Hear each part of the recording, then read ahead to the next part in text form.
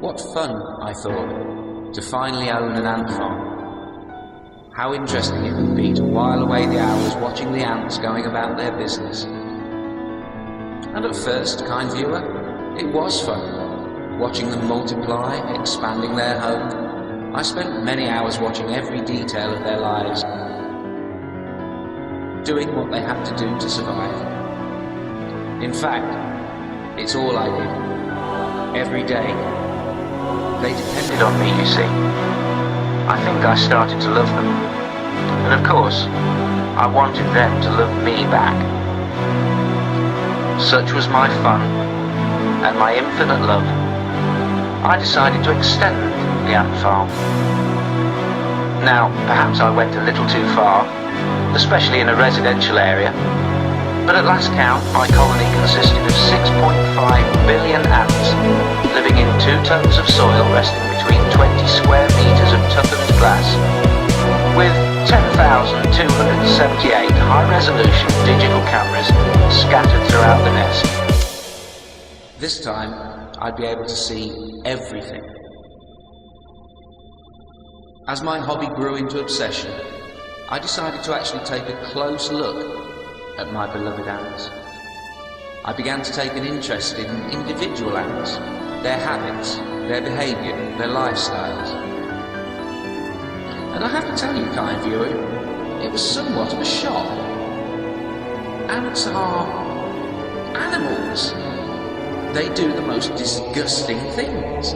Their personal hygiene is less than sanitary, and when you look really close, I mean close, they are so ugly, stomach-churningly, bowel-looseningly ugly.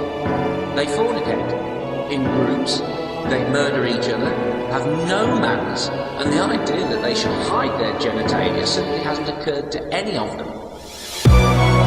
I started talking to them, begging them, pleading with them to just change their ways. I held up signs, banners, and even wrote tiny messages that I left at the entrances to the nest, asking them to repent. But nothing happened, nothing changed. I sat at the edge of the glass tank, in a spotlight, waving my arms, expecting that they might notice me, recognise me as the one that brought them lettuce every morning. But still nothing. Not even a thanks for the lettuce, man. It would have been nice to have a little recognition. I wasn't asking to be worshipped, as such, although I do give them everything. But a little acknowledgement would have been nice. But they could not see me. They could not hear me. They did not understand my words. And obviously this is entirely their fault. I don't know why, but this constant ignoring of my wonderfulness and my generosity made me angry. It just didn't seem right that I was the whole reason for their existence and their continuing existence, but I didn't get any of the credit. They had to see the big hand bringing down the lettuce from the sky every morning. They had to sense my presence, surely. So, I got some tweezers and a microscope, and I went around the nest looking for examples of bad behaviour. And when I found it, I would make bad things happen to the particular ant concerned. A lost leg or two, for instance. I thought the others might learn from example, but they didn't. As cutting off ants' limbs is fiddly work, I started punishing them the old-fashioned way, with magnifying glass and sunlight. But their agony was too brief, and the weather outside too unreliable, and there was still so much punishing that needed to be done. There were 6.5 billion of them. Matches and a cigarette lighter just aren't up to the job. So I built an oven with transparent sides, so I could watch them burning. I should point out that it gives me no pleasure to watch their little legs going, their mandibles opening and closing rapidly, watching their body armour slowly vaporise. But what can I do? They're sinful animals. I have to punish them for being what they are. I'm sure you can see the undeniable logic and justice of my actions. I give them life, I give them everything. I can do what I like. can't I? Somebody has to do the punishing, don't they?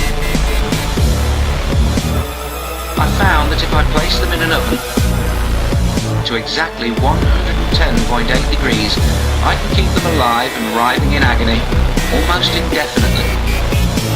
It will certainly seem like forever to them. If only they'd listen to me. If only they'd try to mend their ways, ignore their inbuilt instincts, put on a few clothes, stop copulating without any legal certification at all. If only they would do it my way. If only they could be more like me, or at least try to mimic my splendid perfection. I could show them peace. And if they did choose to worship me, to make me their God, well, I did give them life. I do give them everything. It seems unarguable that I should be worshipped every now and then. Don't you agree? But then, one day, I caught sight of myself in the mirror, placing another tray of sinners into the oven. And in that moment I asked myself several questions. And now I ask you. If you saw me putting a tray of live ants into an oven, if you actually saw me doing that, what would you think of me? Am I not right to burn them? Am I wrong to expect their gratitude? Am I not worthy of their worship? Is my behavior not totally rational, totally justified? Am I not sane?